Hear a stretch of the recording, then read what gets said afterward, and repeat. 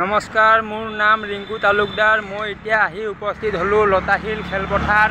লতাশিল খেলপথাৰৰ দক্ষিণ ফালে আছে লতাশিল পুলিচ ষ্টেচন, এইটো ফালে, আৰু পশ্চিম ফালে আছে গুৱাহাটী হাইকোৰ্ট, জাজ ফিল্ড, আৰু আপোনাৰ ব্ৰহ্মপুত্ৰ নদীৰ ফালে আছে প্লেনেটেৰিয়াম আৰু আছুৰ অফিচ।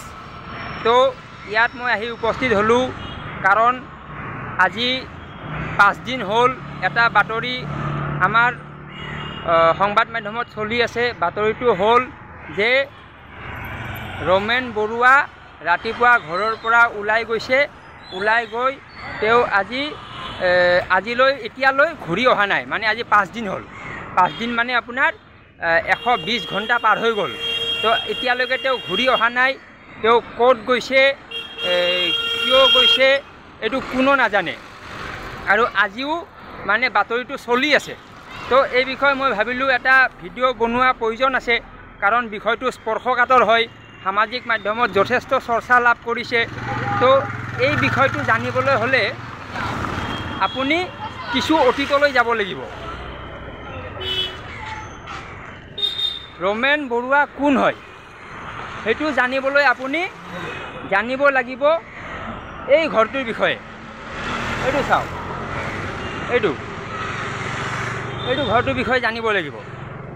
এই ঘৰটো কোনে বনাইছিলে আপুনি সেইটো জানিব লাগিব। সেইটো মই আপোনাক কৈ আছোঁ। এজন চন্দ্ৰনাথ বৰুৱা নামৰ ব্যক্তি, তেওঁ জন্ম হৈছিলে কামৰূপ জিলাৰ বিদিয়া গাঁৱত। তেওঁ গড়কাপ্তানি বিভাগৰ ডাঙৰ অফিচাৰ আছিলে। তেওঁ বিভিন্ন জিলাত চাকৰি কৰি, অসমৰ বিভিন্ন ঠাইত চাকৰি কৰি অৱশেষত তেওঁ গুৱাহাটী মহানগৰীত ইয়াত মাটি টুকুৰা কিনি ঘৰটো বনালে।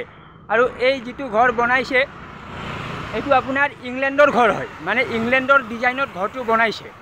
তাৰমানে সেই সময়ৰ তেওঁ যিহেতু অফিচাৰ আছিল, তেওঁৰ টকা পইচা আছিল, ধনী মানুহ আছিলে। তো তেওঁ ইংলেণ্ডৰ ডিজাইনত ঘৰটো বনাইছে। তো এই ঘৰটোত তেওঁ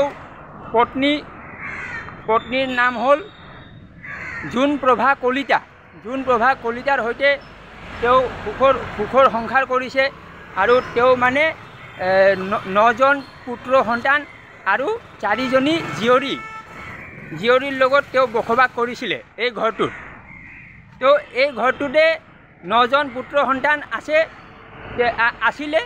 তেওঁলোকৰ এজনৰ নাম হ'ল ৰমেন বৰুৱা, এজনৰ নাম দীপেন বৰুৱা, নিপ বৰুৱা, বজেন বৰুৱা, আৰু আপোনাৰ গিৰিন বৰুৱা, নিপ বৰুৱা, এনেকুৱা 9জন।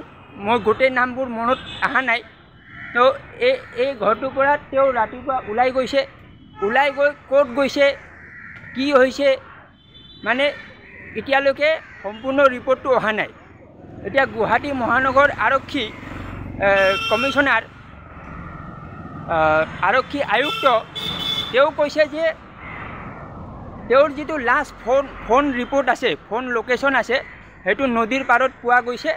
আৰু মানে তেওঁৰ মানে CCTV ফুটেজ এটা পাইছে, সেইটো মানে নদীৰ ফালে যোৱাটো পাইছে, কিন্তু ঘূৰি অহাটো পোৱা নাই। আৰু তেওঁ এইটো ক'ব পৰা নাই যে মানুহজন কি হৈছে। তো মানে কথাটো গোটেই ৰহস্য হৈ গৈছে। কাৰণ commissioner of police Diganta Bora, তেখেতে তদন্ত কৰি আছে, কিন্তু এতিয়ালৈকে তেওঁ সঠিক উত্তৰ দিব পৰা নাই। তো মই ভাবিলোঁ এইটো এটা মই নিজাববীয়াকৈ তদন্ত কৰি দিওঁ। ইয়াত যিগৰাকী মহিলা আছে, তেওঁৰ নাম আছে বৰ্ণিকা বৰুৱা, আৰু এজন আছে মামণি বেজবৰুৱা। এই মামণি বেজবৰুৱাই বহুত ভাল কথা কৈছে, মই তেওঁক সমৰ্থন কৰি আছোঁ। তেওঁ মানে মামণি বৰুৱাৰ কথাখিনি মই আগলৈ ক'ম, এইটো মই এপিছড হিচাপে ভিডিঅ'টো বনাই থাকিম। তো আপুনি এতিয়া এইখিনি জানি লওক যে 1920 চনত এই ঘৰটো বনাইছিলে চন্দ্ৰনাথ বৰুৱা আৰু জোনপ্ৰভা কলিতা, দুয়োগৰাকী বনাইছিলে 1920 চনত। তেওঁলোকৰ সন্তান আছিলে, পুত্ৰ আছিলে 9জন, ছোৱালী আছিলে 4জনী। তো এইটো হ'ল মানে কাহিনীৰ বেছিক মানে